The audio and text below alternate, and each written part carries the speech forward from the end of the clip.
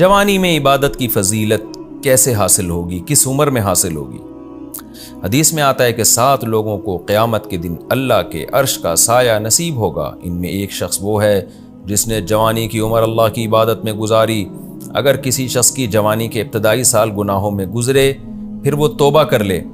تو کیا وہ اس فضیلت میں داخل ہوگا یا نہیں؟ نیز اگر انسان سے کبھی کبھار صغیرہ یا کبیرہ گناہ ہو جائے اور وہ فوراً توبہ کر لے تو کیا پھر بھی اس فضیلت میں داخل ہوگا یا نہیں؟ کہ نمبر 1، کس عمر میں عبادت کی ہو تو وہ جوانی کی عبادت کہلائے گی۔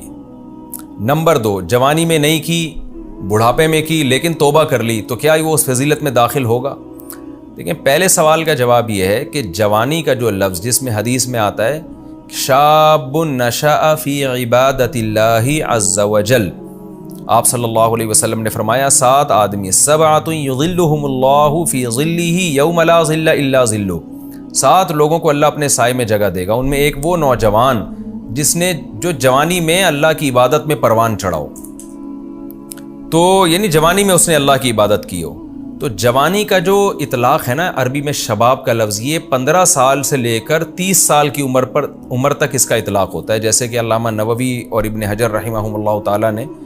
لغت کی کتابوں کے حوالوں سے یہ ثابت کیا ہے کہ جوانی یعنی شباب کا جو زمانہ ہے، 30 سال کے بعد بھی آدمی جوان رہتا ہے لیکن شباب نہیں رہتا، نوجوان نہیں رہتا۔ جوان ہونا الگ چیز ہے، نوجوان ہونا الگ چیز ہے۔ تو 15 سے لے کے 30 سال کی عمر میں اگر کسی کو توبہ کی توفیق ہو گئی اور اس 30 سال گزرنے سے پہلے اس نے اللہ کی عبادت شروع کر دی تو انشاءاللہ وہ اس حدیث کی فضیلت میں داخل ہوگا۔ رہا مسئلہ کہ 30 سال سے زیادہ عمر گزر گئی اس کی، بدماشیوں میں گزار دی، عیاشیوں میں گزار دی، لیکن اب اس کو خیال آ رہا ہے کہ یار اب میں توبہ کر لیتا ہوں، تو دیکھیں توبہ تو کرے گا تو انشاءاللہ اس کے سارے گناہ اللہ معاف کرے گا اور اس کو نیک لوگوں میں شامل کرے گا۔ لیکن یہ جو اسپیسیفک فضیلت تھی نا، تو حدیث کے ظاہر سے یہی پتہ چلتا ہے یہ انہی نوجوانوں کے لیے جنہوں نے زمانہ شباب میں عبادت کی ہو، زمانہ شباب میں۔ تو زمانہ شباب کے بعد توبہ کر لی تو توبہ کا ثواب تو ملے گا اس کو، لیکن یہ والی فضیلت جو خاص ان لوگوں کے لیے، وہ فضیلت جو نوجوان کے لیے عبادت میں وقت گزارا ہو، وہ فضیلت بہرحال حاصل نہیں ہوگی۔ تو اصول اور ضابطے کے لحاظ سے تو یہی ہے جو میں نے بیان کیا، کیونکہ حدیث میں جوانی میں عبادت کا تذکرہ ملتا ہے، تو ظاہر اس نے جوانی میں عبادت نہیں کی، ہاں بعد میں توبہ کر لی تو توبہ کا ثواب اپنی جگہ اور اس کے گناہ ضرور معاف ہو جائیں گے، لیکن یہ فضیلت حدیث میں اسپیسیفک انہی لوگوں کے لیے ہے جنہوں نے نوجوانی میں اللہ کی عبادت کی ہو۔ تیسرا جو آپ نے سوال پوچھا تھا، 2 میں نے ذکر کیا، تیسرا بھی سوال ہے کہ اگر کوئی نوجوانی میں اللہ کی عبادت کرتا ہے لیکن کوئی گناہ اس سے ہو جاتا ہے، تو دیکھیں اگر صغیرہ گناہ ہوتا ہے تو وہ تو اللہ تعالیٰ نمازوں سے معاف کر دیتے ہیں اور صدقات و خیرات سے معاف کر دیتے ہیں۔ ان الحسنات یذہبن السیئات، قرآن کہتا ہے نیکیاں برائیوں کو کھا جاتی ہیں، تو وہ تو خود بخود بھی معاف ہو جاتے ہیں، بشرطے کہ بار بار ان صغیرہ کا ارتکاب نہ ہو۔ اگر صغیرہ کا بار بار ارتکاب کرے گا تو وہ بھی کبیرہ بن جائے گا۔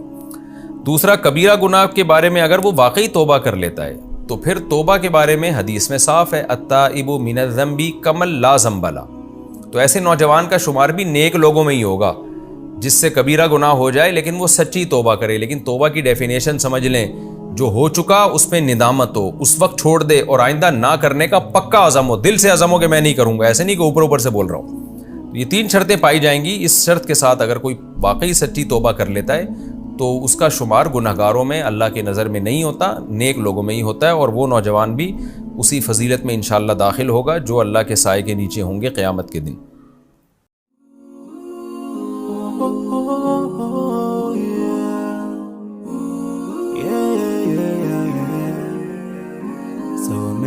Dream